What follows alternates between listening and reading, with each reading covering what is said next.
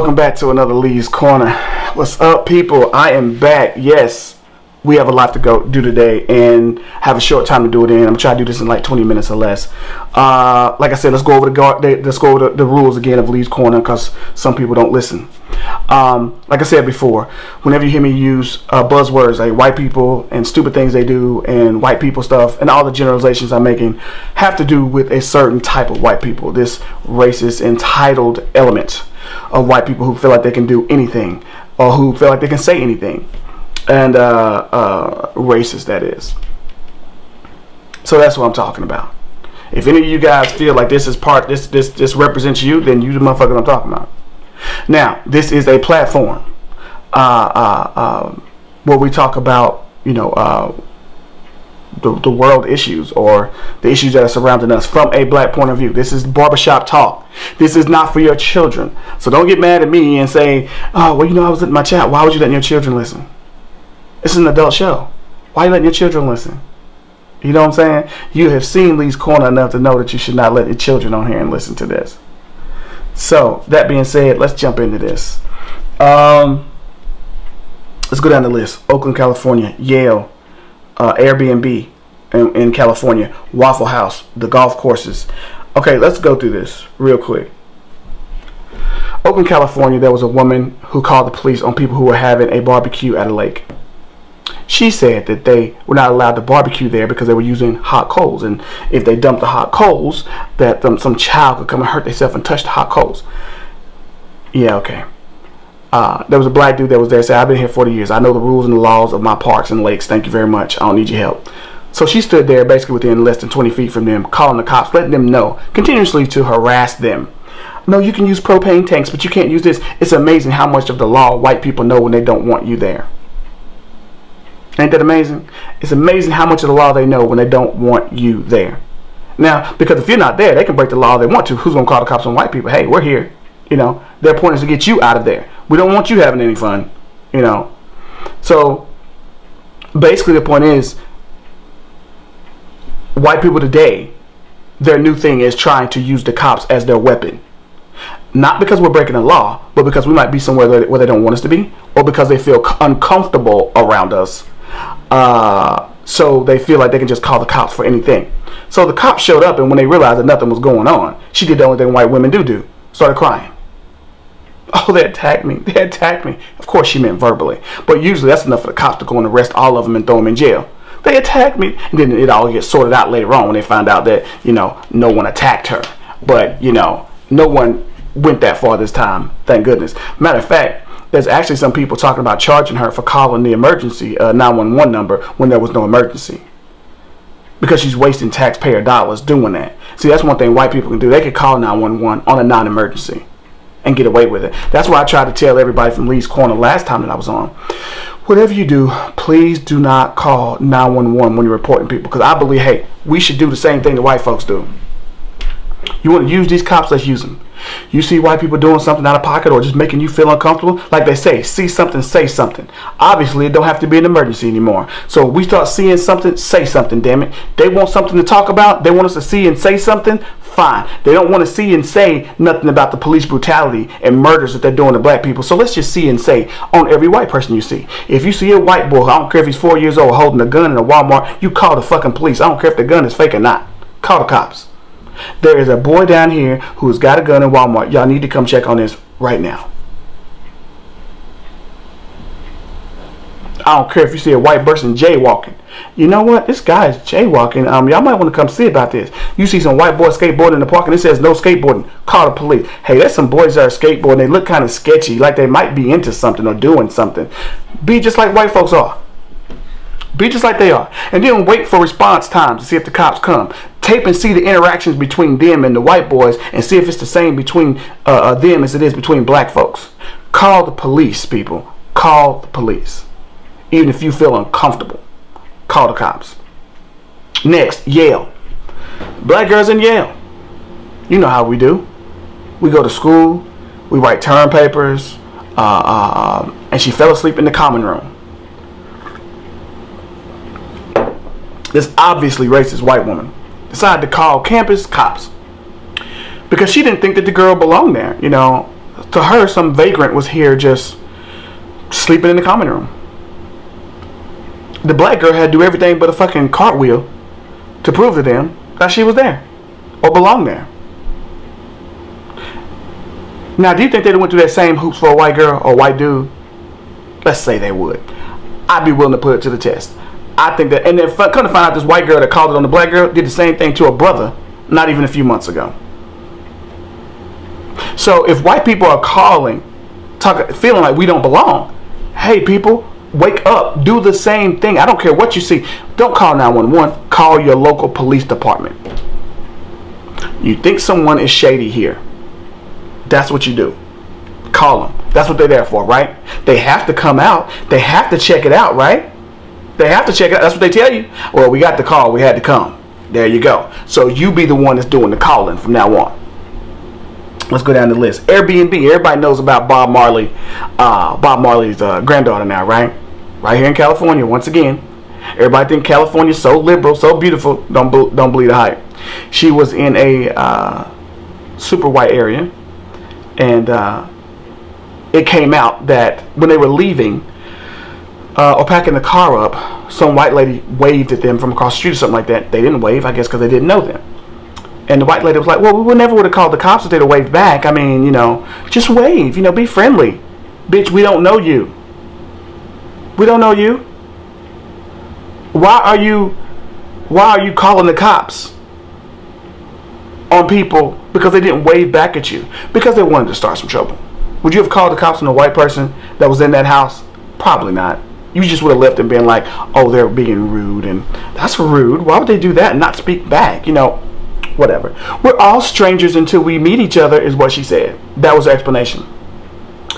Now, the cops are even sharing their body cameras. We didn't do anything wrong to these people. We were cool. We were calm. Yeah, you were cool and calm, except that you detained them. And you had 15 cops there. You cornered off the whole block. And you had a helicopter in the air. For one possible robbery of a house, you had a helicopter in the air. This wasn't no high-speed chase. A helicopter.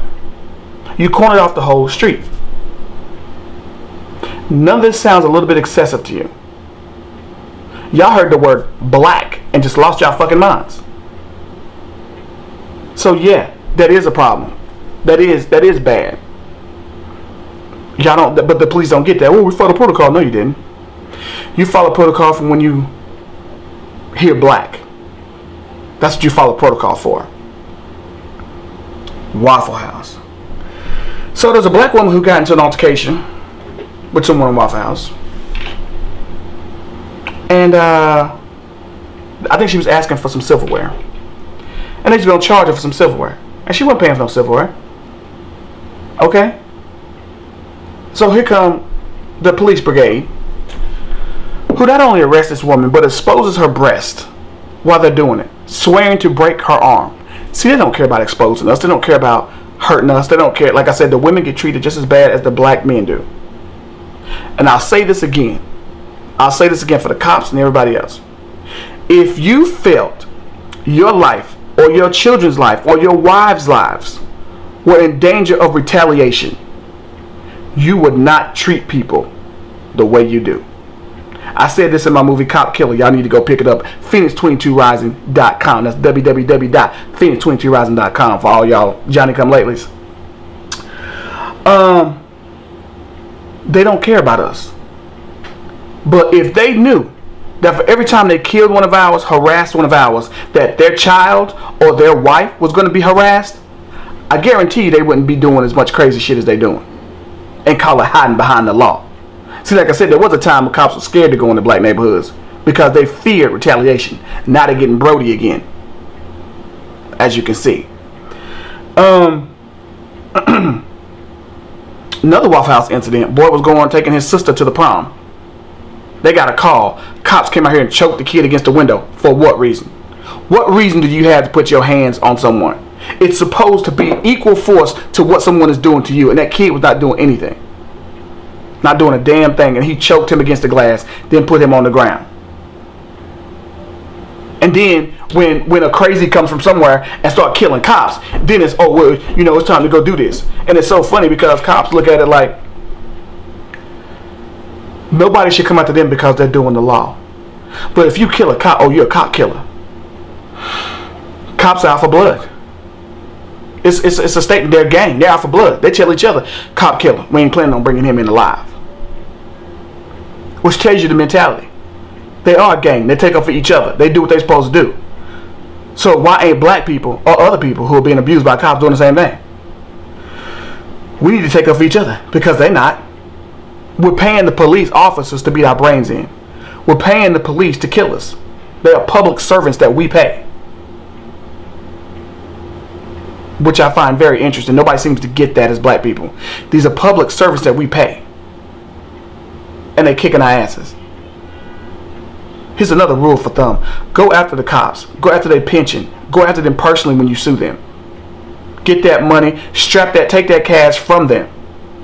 From their families. Make them hurt like you hurt. Find a lawyer who's willing to do it and find the best way to get at them.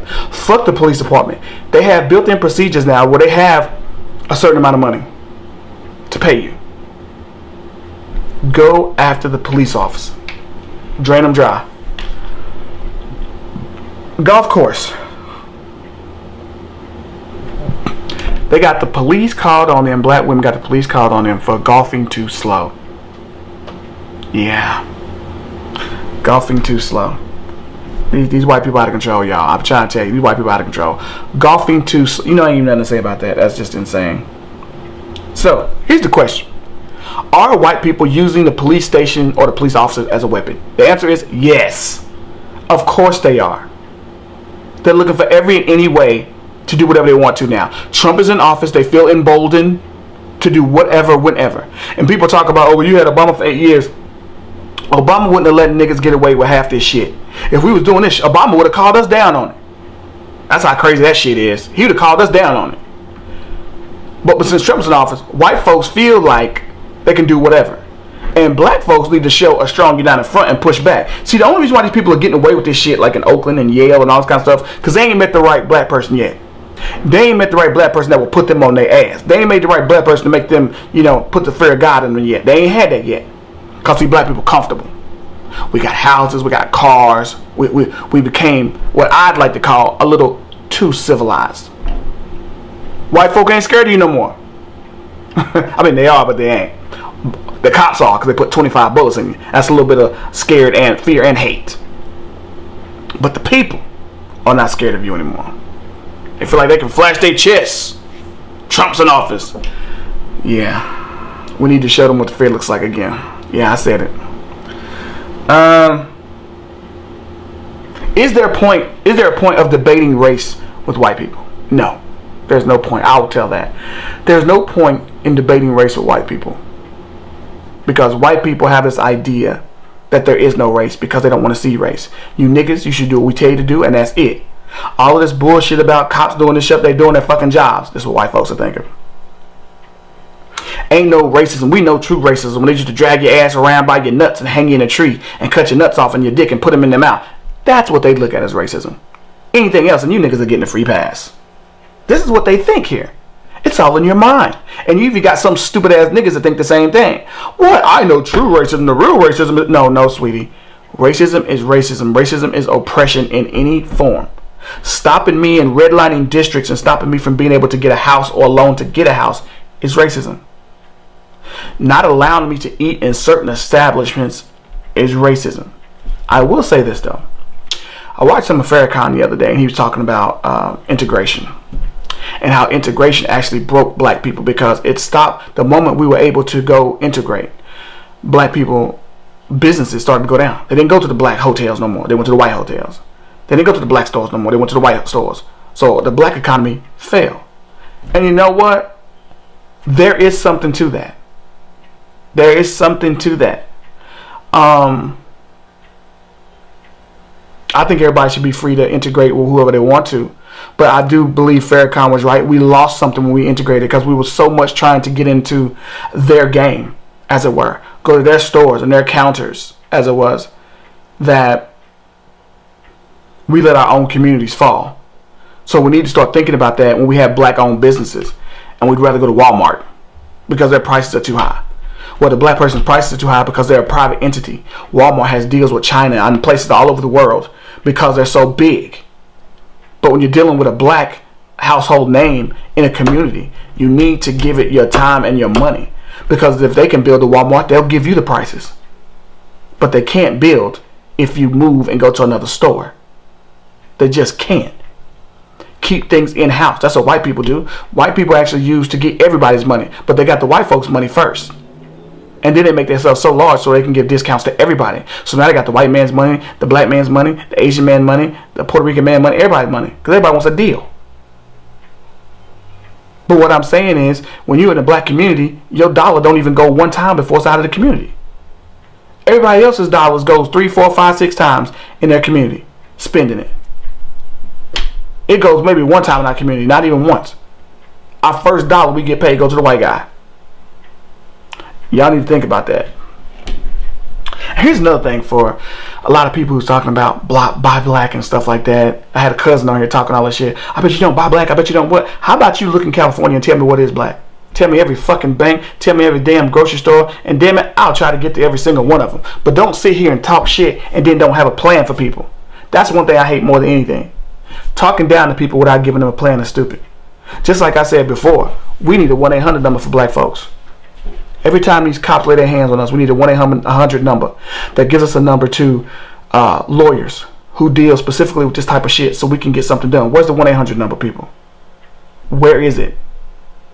Because we damn sure need one. And that's real. What else we got? School shooting. I'm going to cover the school shooting, then I'm out. School shooting, once again, white boy. Texas. Santa Fe. Yeah, another white boy. Nothing they could do, they said. Excuse me. Nothing they could do. No, there were no advance warnings. But I always say this. If teachers pay more attention to their students, you know who's going off the rails. That's just my personal thought. First of all, he came to school with a big-ass trench coat on in 80-degree weather. If you guys would actually get your head out of your asses, white folks, and like I said, white privilege, it's going to continue to kill you. You've had over, what, 600 school shootings? And this has been just since Sandy Hook. How about that? White folks, y'all killing each other. You're doing a great job. Your white privilege is going to continue to kill you. One, because you can't see it. And one, because you won't change it. That's just real. I try to tell people before they don't understand. Let me break it down to you again. Lee, why does that do a white privilege? Well, let me tell you. White privilege allows you to believe that you can do nothing wrong. And since you can do no wrong, you don't know how to fight your own battles. You know how to police black people. More cops, more jails, more this, that, and the other, right? You know how to police Mexicans. More cops, more over policing, more brutalities, more murder. That's how you take care of the black and brown problem, right?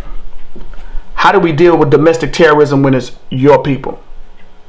When it's white people, how do you deal with it? We throwing our hands up. We don't know what to do. Until you realize that you, white boy, are the problem, then you can solve it. You're still not even diagnosing yourself as the problem. Oh, he has problems. He has this. Yeah, black folks have problems too, but you don't give a fuck. Give him the highest sentence. Put him in prison for life. Throw him in solitary confinement till his mind is mush. Kill him on the death penalty chair. Lethal injection, whatever. Kill him. Because our lives mean nothing. We're evil. Everything we do, it's because we want to. We're never sick. We don't have mental issues. We're all just fucked up black people. But when it comes to your people, I tried to tell people a long time ago, God got a plan for everybody. He got a plan for everybody. And it's white folks' time now. Notice how it's shifting back. Opioids. We had crack. Now they're getting opioids. Nobody thought it would come back around like this, did they? Yeah. It comes back around. Look at white people killing themselves. You're not having more births than your births are at record lows. Nobody white's having babies. And you're dying quicker than you're being born. If it ain't opioids, school shootings. You do the math. I told you, God loves everybody equally. What goes around comes around. And that's real.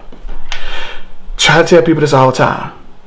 Why don't you get some daggum metal detectors in your school? Well, we don't want our kids to feel like they're in jail or something like that. Well, we don't have those problems in black schools. Why is that? We got metal detectors. If metal detectors are good for people in the airport, why ain't it good enough for your white schools?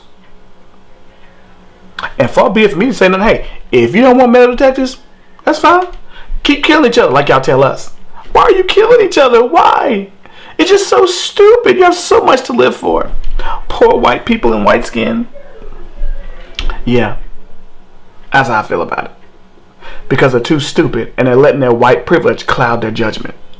And I'll tell you before, as long as you think, as long as that white privilege is prevalent and it's still rampant and running around and no one's really willing to take a chance and step back and look at it, because right now it's just coming from a black man. I'm just trying to be racist. I'm just trying to say, no, I'm trying to help you.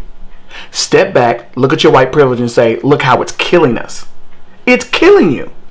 Your white privilege is killing you. Because instead of you're doing this. And that's the problem. That's the problem. Well, that has been my time. Thank you guys for coming to another Lee's Corner. Like I said, I still got movies, What Might Have Been, Cop Killers out there. I am working on post on P.S. No Worries, my horror movie that will be out in October. So please go pick it up. And please, like I said, go check out Cop Killing What Might Have Been. It's on Phoenix22rising.com. That's www.phoenix22rising.com. When you get a minute, please. It's a very simple process to download it. If you got a kid, help them do it. Tell them to help you do it. It shouldn't be no problem. Until I see you guys again, y'all have a blessed day. All right? See you on next Lee's Corner.